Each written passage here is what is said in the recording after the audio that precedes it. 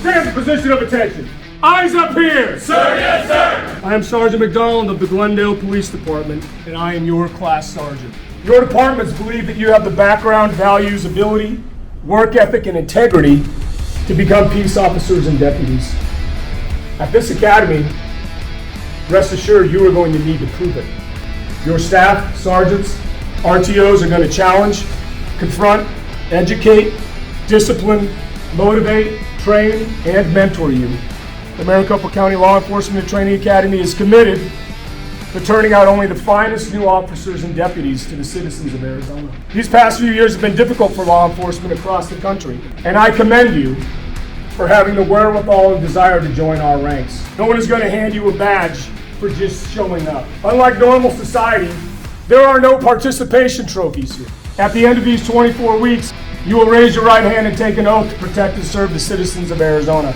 You are entering a career where if you do not show up for work and you are not here, you cannot just hold your work for the next day. Your squad mates will carry your weight that day.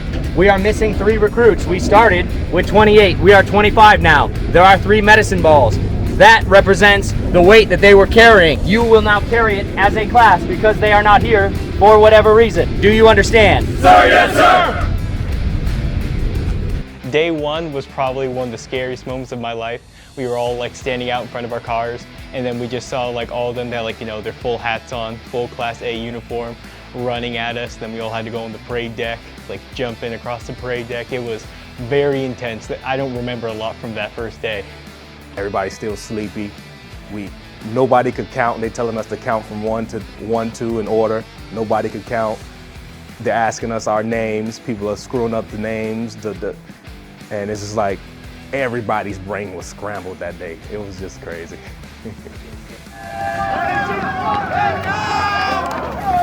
Stop and run! Run away! Run away! Some of the workouts we did, it was a lot of HIIT training, high intensity training. If somebody was struggling, we'd help them out, like encouraging them, yelling them like, come on, you can do it. Or if they, for whatever reason, they picked a heavier weight, we would trade them out. Like, hey, you carry this one for a little bit, I'll carry your weight. We just helped each other out. The shooting range was awesome, actually. I struggled a bit at first, as did some other people who weren't familiar with shooting, or they didn't shoot as often as others. But it was a great experience. They taught us, they were very knowledgeable. It wasn't long before we all got it. The daytime qualification, we worked for a long time just to get what we needed and to make sure we were within the qualifications. Nighttime actually wasn't too bad. We didn't work too long on that. So we kind of picked that up fairly easily, considering we had spent so much time during the daytime. Nighttime, we picked up pretty easily.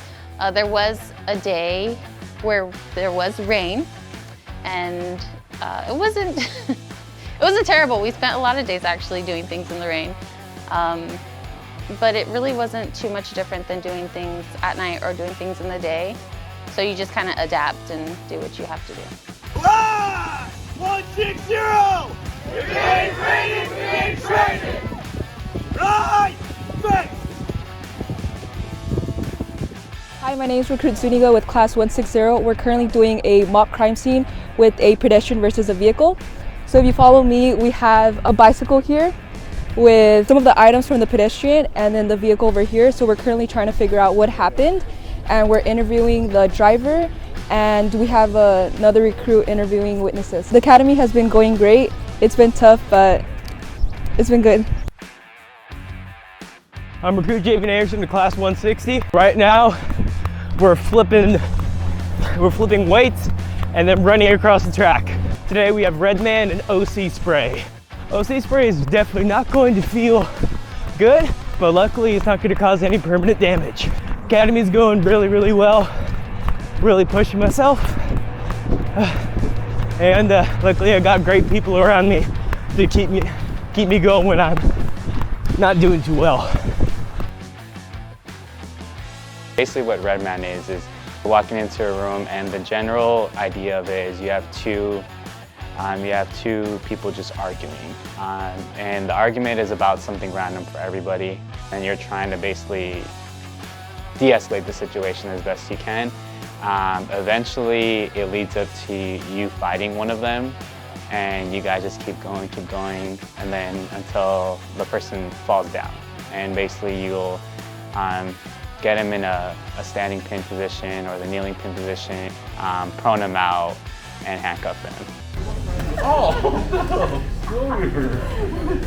Redman, what class? Class 160. 160. Good job, guys. Let me tell you something. Nothing prepares you for OC spray. It is the worst feeling in the world. It's the worst burn in the world. Back up! Back up! Back up! OC spray hurts, obviously. And how did I feel pointing the gun at Sergeant? I didn't know I was pointing the gun at I couldn't see. Get on the ground! Get on the ground, man! But yeah, like I thought I was prepared for it. Once it kicks in, you just like turn it off, turn it off, turn it off, turn it off. Don't look to me, man!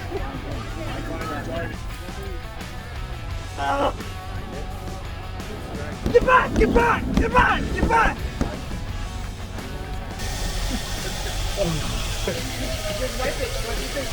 Recruit Josh Hemphill. This is my face after OC. How'd it feel? Feels very painful.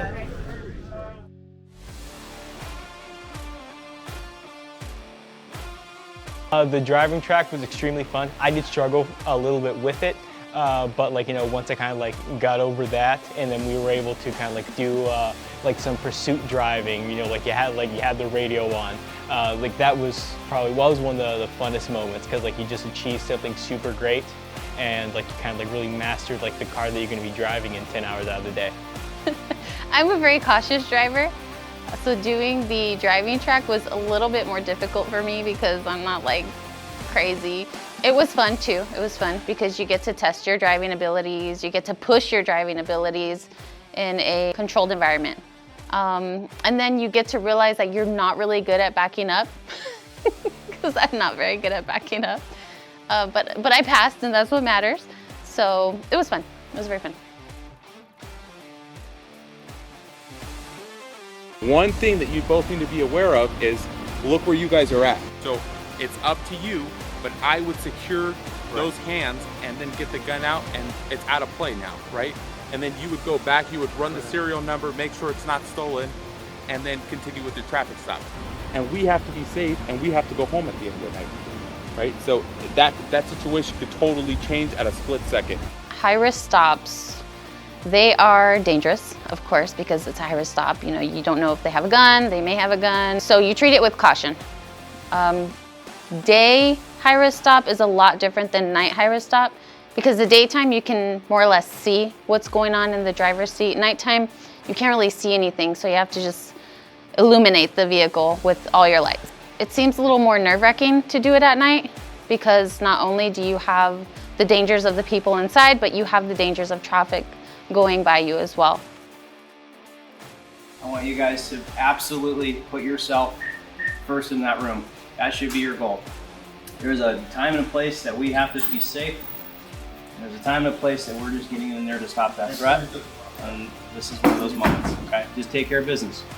All right, so just understand that anytime those microseconds are going by, okay, those seconds are going by, people's lives are getting killed. All right, so when you see that threat, just deal with it, okay? Don't give him commands. If he's actively shooting, don't give commands. Stop that threat and do what you gotta do. I'm Recruit Fregoso with Class 160. So today we're doing active shooter training. So far the academy's been good, getting towards the end, so it's exciting. A lot of training, a lot of knowledge that you pick up. Monday we have our Arizona Post test, so that test is going to determine if we're going to be certified to be police officers. It is very eye-opening, actually, yeah. Because you have to focus, because there's a lot going on. There's people screaming over here, there's bodies on the floor over there, and then you hear shots back over there. So you really have to stay focused, go towards where the shots would be, you know, ask questions, where'd he go, which way. You gotta keep in mind that not everybody is a bad guy, not everybody who has a gun. There could be civilians with guns inside. So you have to really keep your head on straight.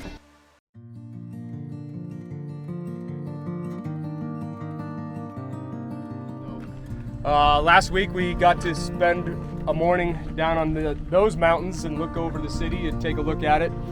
Spent some good time together, and then up here again today. So I'm proud of you guys, what you got through during the 24-week time period. I know it was a lot of challenges, a lot of struggles, a lot of learning, a lot of maturity, a lot of growth.